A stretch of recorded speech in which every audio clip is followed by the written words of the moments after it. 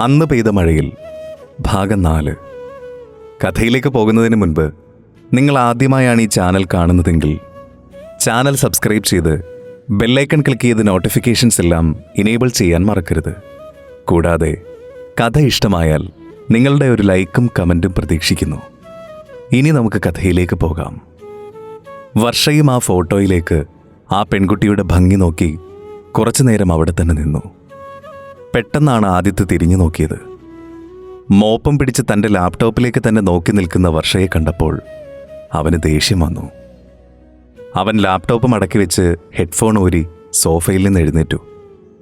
എന്താ വേണ്ടേ? അവൻ ഗൗരവത്തോടെ ചോദിച്ചു. എനിക്ക് മുറി വൃത്തിയാക്കണം, വർഷ പറഞ്ഞു. എങ്കിൽ പിന്നെ അത് ചെയ്തൂടെ?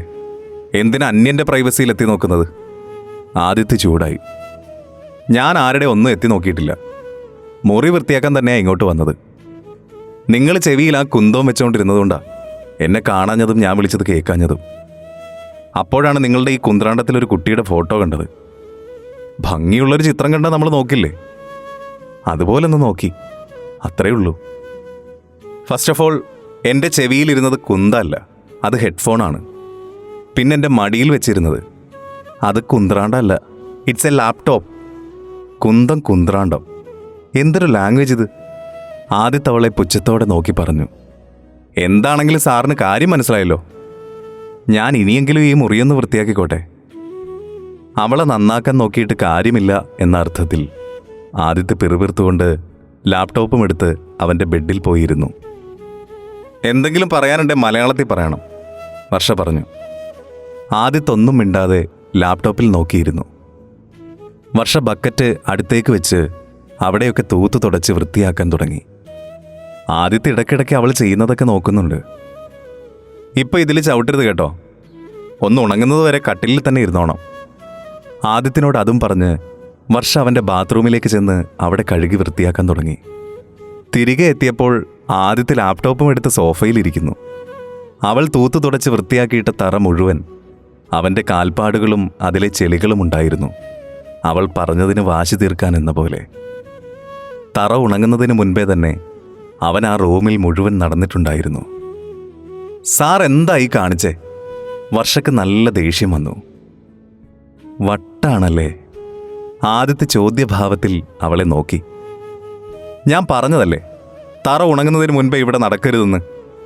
എത്ര കഷ്ടപ്പെട്ട ഞാൻ ഇതൊക്കെ തൂത്തുടച്ച് വൃത്തിയാക്കിയതെന്ന് നിങ്ങൾ കണ്ടതല്ലേ? വർഷ ദേഷ്യവും സങ്കടവും സഹിക്കവയ്യാതെ അവനോട് പറഞ്ഞു. എൻ്റെ വീട്, എൻ്റെ റൂം, എൻ്റെ ഇഷ്ടം. ആദ്യത്തെ കൂസലില്ലാതെ പറഞ്ഞു. വർഷ ഒന്നും മിണ്ടാതെ വീണ്ടും അതൊക്കെ തൂത്തു തുടച്ച് വൃത്തിയാക്കാൻ തുടങ്ങി. നന്നായിട്ട് ദേഹാനങ്ങട്ടെ, അങ്ങനെയെങ്കിലും കുറച്ച് വെയിറ്റ് കുറയുമല്ലോ. ആദ്യത്തെ ലാപ്ടോപ്പിൽ നോക്കിക്കൊണ്ട് വർഷ കേൾക്കാനായി പറഞ്ഞു.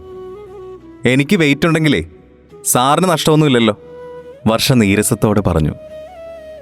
ഇന്നലെ അടികൊണ്ട് ബോധം കെട്ട് കിടന്നപ്പോഴേ പൊക്കിയെടുക്കാൻ ഞാനേ ഉണ്ടായിരുന്നുള്ളൂ. എൻ്റെ പൊന്നു വർഷേ, എന്നാ മുടിഞ്ഞ വെയിറ്റാ നിനക്ക്. എൻ്റെ 2 കൈ ഒടിഞ്ഞ്. ആദ്യത്തെ അവളെ കളിയാക്കി. വർഷ അന്തം വിട്ട് അവനെ നോക്കി. ഇന്നലെ ബോധം കെട്ട് വീണപ്പോൾ ആദ്യത്തായിരുന്നു അവളെ എടുത്തുകൊണ്ട് അവൻ്റെ മുറിയിൽ കിടത്തിയതെന്ന് വർഷയ്ക്കറിയില്ലായിരുന്നു. പ്രിയേച്ചിയുടെ മുറിയിൽ ബോധമില്ലാതെ കിടന്ന താൻ എങ്ങനെ ആദിത്യൻ്റെ മുറിയിലെ കട്ടിലിലെത്തിയെന്ന് അവൾ ഓർത്തതേയില്ല. വർഷ ശരിക്കും ചൂളിപ്പോയി. അവൾക്ക് എന്ത് പറയണമെന്നറിയാൻ വയ്യാതായി. അവൾ അവൻ്റെ മുഖത്തേക്ക് നോക്കാതെ അവിടെയെല്ലാം പെട്ടെന്ന് വൃത്തിയാക്കി താഴേക്കിറങ്ങി. അവളുടെ പോക്ക് കണ്ടിട്ട് ആദിത്യ ചിരിച്ചു. പ്രിയയുടെ മുറിയിലേക്ക് കയറാൻ എന്താണ് മാർഗമെന്ന് ആലോചിച്ചിട്ട് വർഷയ്ക്ക് ഉത്തരം കിട്ടിയില്ല. സതി ഉറങ്ങുമ്പോഴും കുളിക്കുമ്പോഴും മാത്രമാണ് താക്കോൽക്കൂട്ടം അവരുടെ മുറിയിലെ മേശയിൽ വെക്കുന്നത്. സതിയും വർഷയും ഒരേ മുറിയിൽ കിടക്കുന്നത് കൊണ്ട് അവർ മേശപ്പുറത്ത് വെച്ചിരിക്കുന്ന താക്കോൽ രാത്രിയിലെടുക്കാൻ എളുപ്പമാണ്. പക്ഷെ സതിയുടെയും ആദിത്യൻ്റെയും കണ്ണു വെട്ടിച്ച് പ്രിയയുടെ മുറിയിലേക്കെത്തുന്നതാണ് പ്രയാസം. എത്തിയാലും തന്നെ കണ്ടാൽ പ്രിയ എങ്ങനെ പ്രതികരിക്കുമെന്നറിഞ്ഞുകൂടാ. ഒരിക്കൽ ആദിത്യ വെളിയിൽ പോയ സമയം, സതി കുളിക്കാൻ കയറിയ നേരത്ത് വർഷ മേശയിൽ വെച്ചിരുന്ന താക്കോൽ കൂട്ടമെടുത്ത് പതിയെ സ്റ്റെയർ കേസ് കയറി പ്രിയയുടെ മുറിയുടെ വാതിൽക്കലെത്തി. ആദിത്യൻ്റെ മുറി അടച്ചിട്ടിരിക്കുകയാണ്. അവൾ പതിയെ ഓരോ താക്കോലെടുത്ത് പ്രിയയുടെ മുറി തുറക്കാൻ ശ്രമിച്ചു. ഒടുവിൽ ഒരു താക്കോലിട്ടപ്പോൾ വാതിൽ തുറന്നു കിട്ടി. അവൾ വാതിൽ പതിയെ തുറന്ന് അകത്ത് കയറി. തപ്പിത്തടഞ്ഞ് ലൈറ്റിട്ടു. അറ്റാച്ച്ഡ് ബാത്റൂമോട് കൂടിയ സാമാന്യം വലിയൊരു മുറിയായിരുന്നു അത്. ഒരു കട്ടിലും മേശയും പിന്നെ ഭിത്തിയോട് ചേർന്ന് തടികൊണ്ടുള്ള വലിയൊരു അലമാരയും മാത്രമേ അവിടെ ഉണ്ടായിരുന്നുള്ളൂ. മുറിയിലെങ്ങും ആരെയും കണ്ടില്ല. പെട്ടെന്ന് അലമാരയുടെ പിറകിൽ നിന്നും എന്തോ ശബ്ദം കേട്ടു. വർഷ പേടിയോടെ അവിടേക്ക് നടന്നു ചെന്നു. അലമാരയ്ക്കും ഭിത്തിക്കുമിടയിൽ ഒരു സ്ത്രീരൂപം, കയ്യിലൊരു വയലിനും പിടിച്ച് അവളെ അടിക്കാനായി ഓങ്ങി നിൽക്കുന്നു. അത് പ്രിയയാണെന്ന് വർഷയ്ക്ക് മനസ്സിലായി. വർഷ അടുത്തേക്കെത്തിയതും പ്രിയ വയലിൻ ആഞ്ഞു വീശി. പെട്ടെന്ന് ഒഴിഞ്ഞു മാറിയതുകൊണ്ട് വർഷ കഷ്ടിച്ച് രക്ഷപ്പെട്ടു. ഒരലർച്ചയോടെ പ്രിയ വീണ്ടും വയലിനെടുത്ത് വർഷയുടെ നേർക്കടുത്തു. പ്രിയേച്ചി, ഞാൻ പറയുന്നതൊന്ന് കേൾക്ക്, വർഷ പ്രിയയെ തടയാൻ ശ്രമിക്കുന്നതിനിടയിൽ പറഞ്ഞു. പ്രിയേച്ചി, ഞാൻ പറയുന്നതൊന്ന് കേട്ടിട്ട് തല്ലുവോ കൊല്ലുവോ എന്താന്ന് വെച്ചാൽ ചെയ്യ്. വർഷ ഒരുവിധം പ്രിയയുടെ കയ്യിൽ നിന്ന് വയലിൻ വലിച്ചെടുത്ത് ദൂരേക്കെറിഞ്ഞു. എന്നിട്ട് അവളുടെ കൈകൾ കൊണ്ട് പ്രിയയുടെ കൈകൾ രണ്ടും കൂട്ടിപ്പിടിച്ചു. പ്രിയ അവളുടെ പിടിവിട്ട് കുതറി ഓടാൻ ശ്രമിച്ചു. വർഷ അവളെ മുറുകെ പിടിച്ചു. പ്രിയ കണ്ണുകൾ രണ്ടും ഇറുക്കി അടച്ച് അലറി വിളിച്ചു. ഒച്ച വെക്കല്ലേ പ്ലീസ്, ഞാൻ ഉപദ്രവിക്കാൻ വന്നതല്ല, വർഷ കെഞ്ചി പറഞ്ഞു. പ്രിയ പിന്നെയും അലറി വിളിച്ചുകൊണ്ടിരുന്നു. ആ രാത്രി എന്താണ് സംഭവിച്ചതെന്ന് എനിക്കറിയാം. പ്രിയ പെട്ടെന്ന് നിശബ്ദമായി വർഷയെ കണ്ണുമിഴിച്ചു നോക്കി. സത്യ പ്രിയേച്ചി, പ്രിയേച്ചി എന്തുമാത്രം വേദന സഹിച്ചുവെന്ന് എനിക്കറിയാമെന്ന് പറഞ്ഞാൽ അത് നുണയാകും. കാരണം ഒരാൾക്ക് സ്വപ്നത്തിൽ പോലും ചിന്തിക്കാൻ പറ്റാത്ത ഒരവസ്ഥയിലൂടെയാണ് പ്രിയേച്ചി കടന്നുപോയത്. പിന്നെയും എന്തൊക്കെയോ സംസാരിച്ച് വർഷ പ്രിയയുടെ മുൻപിലിരുന്ന് പൊട്ടിക്കരഞ്ഞു. ആദിത്യ വന്നപ്പോൾ സാരി വലിച്ചുവാരി ചുറ്റി സ്റ്റെയർ കേസിലേക്ക് ഓടിക്കയറുന്ന സതിയെയാണ് കണ്ടത്. സതിയാൻറ്റി, എന്താ പറ്റിയേ? ആദിത്യ പരിഭ്രമിച്ചു. ഞാൻ കുളിക്കാൻ കയറിയതാ മോനെ. ഇറങ്ങിയപ്പോൾ പ്രിയയുടെ അലർച്ച കേൾക്കുന്നു. മേശയിൽ വെച്ചിരുന്ന താക്കോലും ഇല്ല. വർഷയെ അവളുടെ മുറിയിൽ കാണുന്നുമില്ല, സതി വെപ്രാളത്തോടെ പറഞ്ഞു. ആദിത്യന് ദേഷ്യം ഇരച്ചു കയറി. അവൻ സതിയുടെ പിന്നാലെ സ്റ്റെയർ കേസ് ഓടിക്കയറി. പ്രിയയുടെ മുറി തുറന്നിട്ടിരിക്കുന്നു. അങ്ങോട്ട് നോക്കിയ സതിയും പിറകെ ഓടി വന്ന ആദിത്തും ആ കാഴ്ച കണ്ട് സ്തബ്ധരായി നിന്നു. പ്രിയയും വർഷയും പരസ്പരം കെട്ടിപ്പിടിച്ച് പൊട്ടിക്കരയുന്നു. അവരാ കാഴ്ച കണ്ട് കുറച്ചുനേരം നോക്കി നിന്നു. കുറച്ചു കഴിഞ്ഞ് അവളെ ബെഡിലേക്ക് കിടത്തിയിട്ട് പ്രിയ പുറത്തേക്കിറങ്ങി. വെളിയിൽ ആദിത്യനെയും സതിയെയും കണ്ട് അവളൊന്ന് പകച്ചു.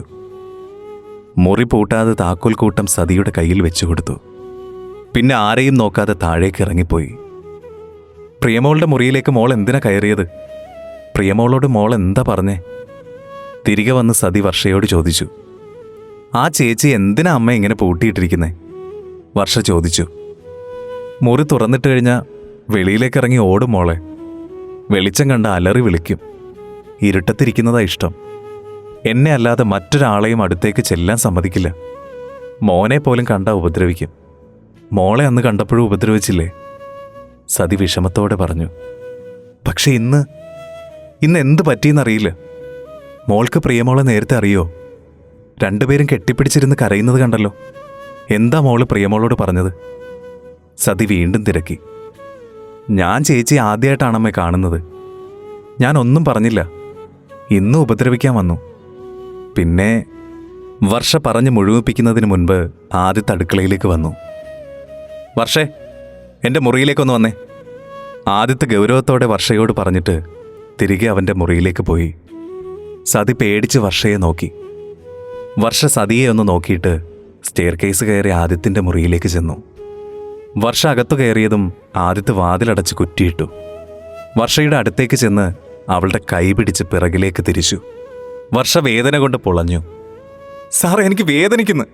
എൻ്റെ കൈ വിട്, എൻ്റെ കൈ വിട്. വർഷ കുതറി മാറാൻ ശ്രമിച്ചു. അവൻ കൈ വിട്ടില്ല. സത്യം പറയടി, നീ ആരാ? എന്താ നീ പ്രിയേച്ചിയോട് പറഞ്ഞത്? ഞാൻ എന്ത് പറയാനാ ചേച്ചിയോട്? ഒന്നും പറഞ്ഞില്ല. എൻ്റെ കയ്യിന്ന് വിട് പ്ലീസ്, വേദനിക്കുന്നു. വേദന കൊണ്ട് വർഷയുടെ കണ്ണ് നിറഞ്ഞു. എന്നെപ്പോലും അടുത്ത് ചെല്ലാൻ സമ്മതിക്കാത്ത പ്രിയേച്ചി ഇന്ന് നിന്നെ കെട്ടിപ്പിടിച്ച് കരയുന്നു. അത് വെറുതെയല്ല. നീ ആരാ? നീ എന്താ പ്രിയേച്ചിയോട് പറഞ്ഞത്? എനിക്കറിയണം. ആദിത്യ അവളെ വിടാൻ തയ്യാറല്ലായിരുന്നു. നിങ്ങൾ എത്ര ചോദിച്ചാലും പറഞ്ഞു തന്നെ എനിക്ക് പറയാനുള്ളൂ. ഞാൻ പ്രിയേച്ചിയോട് ഒന്നും പറഞ്ഞിട്ടില്ല. വർഷയ്ക്കും ദേഷ്യം വന്നു. ആദിത്യ ദേഷ്യത്തോടെ വർഷയുടെ 2 കൈകളും പുറകിലേക്ക് വളച്ചു പിടിച്ച് അവളെ അവനിലേക്ക് അടുപ്പിച്ചു. അവൻ്റെ മുഖം അവളുടെ മുഖത്തോടടുത്തു. അവൾ കണ്ണുകൾ ഇറുക്കി അടച്ചു. അവൻ്റെ ശ്വാസം അവളുടെ മുഖത്തേക്കടിച്ചു. അവളുടെ നെഞ്ചിടിപ്പിൻ്റെ ശബ്ദം അവന് കേൾക്കാമായിരുന്നു. മോനെ, വാതിൽ തുറക്ക് മോനെ! സതി വാതിലിൽ തുരുതുര തട്ടി. ആദിത്യ പെട്ടെന്ന് വർഷയുടെ പിടിവിട്ടു. അവൻ വാതിൽ തുറന്ന് സതിയെ നോക്കാതെ വെളിയിലേക്ക് പോയി. വർഷ ഒന്നും മിണ്ടാതെ നിന്നു. അവളുടെ കണ്ണുകൾ നിറഞ്ഞൊഴുകി. തുടരും. വീഡിയോ ഇഷ്ടമായെങ്കിൽ ലൈക്ക് ചെയ്യാനും ഷെയർ ചെയ്യാനും സബ്സ്ക്രൈബ് ചെയ്യാനും മറക്കരുത്.